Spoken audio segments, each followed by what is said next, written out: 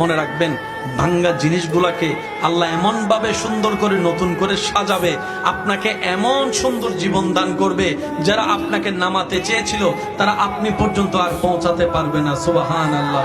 যারা আপনাকে টেনে ধরে নামাতে চেয়েছে তারা অনেক পিছনে পড়ে থাকবে, আপনি রবের রহমত নিয়ে অনেক দূরে এগিয়ে থাকবেন। মনে রাখবেন, শুধু একটু সয়ে যাবেন, একটু ধৈর্য ধরে থাকবেন, একটু সহ্য করে চুপ করে থাকবেন। যত সইবেন তত পাইবেন, যত সইবেন তত পাইবেন। কোনো আফসোস নাই, কোনো আপত্তি নাই, কোনো হা হতাশ নাই। রবকে শুধু এতটুকু বলবেন, যখনই মন খারাপ হবে সিজদায় মাথাটা ঝুঁকিয়ে, ইয়া রব, আমি যা পেয়েছি কোনো কিছু পাওয়ার যোগ্যতা আমার কাছেই নেই, সব তুমি দয়া করে দান করেছো, সব তুমি দয়া করে দান করেছো। একটা জিনিস পাওয়ার যোগ্যতা আমার নাই, এই চোখ পাওয়ার মতো যোগ্যতা আমার কাছে নেই, এই কান শোনার মতো কান আমার কাছে নেই। আল্লাহ, কোনো কিছুরই পাওয়ার যোগ্যতা নাই, তুমি দয়া করে দেখার জন্য দুইটা চোখ দিয়েছো, তোমার দরবারে শুকরিয়া। সুবহানাল্লাহ।